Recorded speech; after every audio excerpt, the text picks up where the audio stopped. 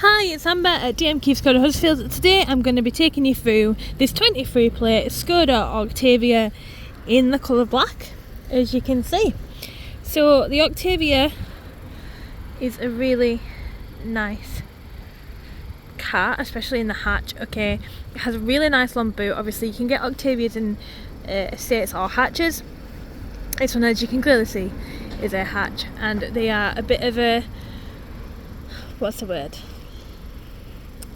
I like to think of them as like the brand's luxury car. So obviously you have the Superb and you have the Octavia, which I like to think are the two luxury cars, especially in the hatch version. They hold the road really well, really great for long trips, and for like businessmen, businesswomen. These are, for the money you pay and the car you get, these are absolutely brilliant. So I hope you understood that. I hope that made a little bit of sense. So coming in then, so you've got these 16-inch alloy wheels, which obviously the car's only a 23 plate, so it's now only a year old, and obviously they're in more or less mint condition realistically. The car itself used to be an X demonstrator, I believe. Don't quote me on that one. So the mileage is kind of low, and obviously it's been really well looked after. So in the back here, as I said before, ample boot space. As you can see, you do have your simple Skoda bag hooks, which are just here and here. They're nice little boot space storages to put I don't know, first aid kit in there, other bits and bobs, and obviously then that nice free space there in the back. A nice pull down tab just to give you a bit of leverage, so you can just whip it down in one big swoop. It is a 1 litre petrol, so again, still nice, easy and efficient to run. You know, it's not gonna realistically guzzle your money. Okay, inside here, full cloth upholstery, okay, with that lovely carpet. Look at them backlines. Oh, anyway, moving on, sorry. And you've also got the USB charging port as well, just down there. If I can just zoom in, boom, there you are. So you can zoom it so your passengers can plug their devices in and everything. My brain has just totally gone, so you can zoom in. No dear, Amber. Anyway, moving on into the front. So as you would expect of a car of this kind of grandeur, if you like, there is full electric windows, as well as your electrically adjustable wind mirrors and child lock there as well. And if we just slide on in, very fast, very efficient. Okay, close the door. So you have automatic headlights, as you would expect. Press start button, which is nice and conveniently where you would find your ignition key, which I think is really smart on Skoda's part. Some of them they're over here, or down here, but on Skoda it's just there, which makes it really nice and user friendly. Okay, you have this digital display, as Skoda like to call it. So that is your RPM on the left hand side, miles per hour on the right hand side, and that small automated screen there in the middle. And then if we press these buttons here, you can flip through them various different options as well.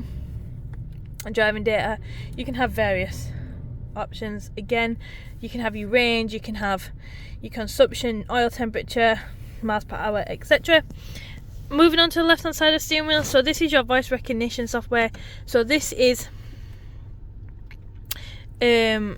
for your Google, or if you use the onboard system, I believe she's called Laura.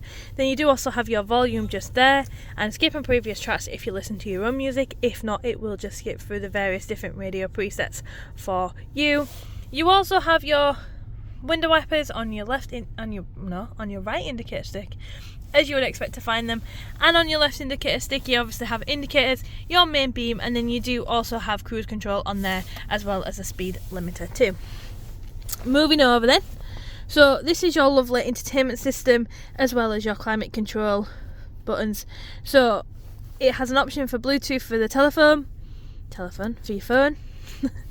Your radio, again, which is DAB and FM, so you'll have ample radio stations on there. And again, if you was to connect your phone, it would play your own tunage, whatever that may be.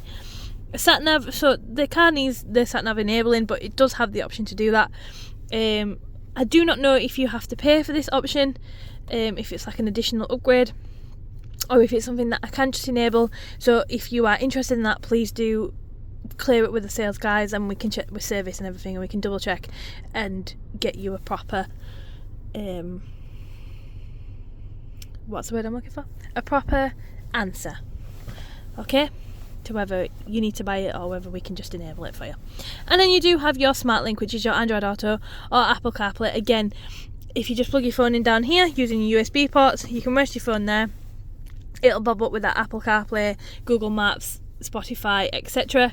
Okay, and then all the rest of your car realistically is controlled by this lovely screen. So as you can see, you do have dual climate control on here, which is what I was adjusting, and I don't know why the music's gone up.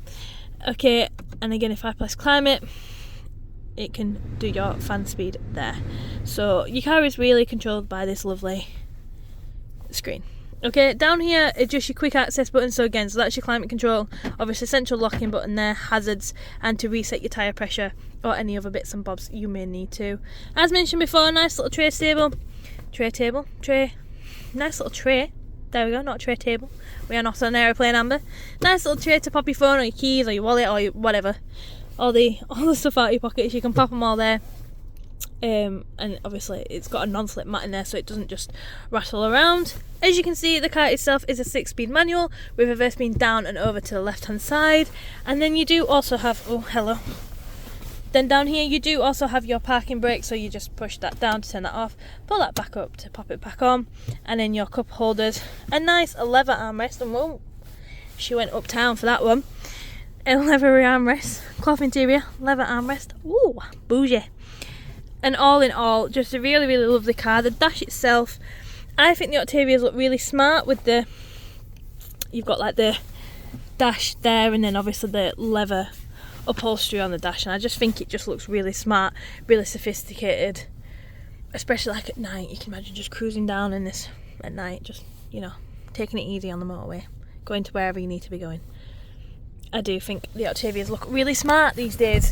So if you agree with me and you really like the look of this one, please do pop down to see him in person or give us an email or a phone call, and we are more than happy to help you out here at DMQ Skoda Huddersfield. Thank you so much for watching, and hopefully speak to you soon. Bye bye.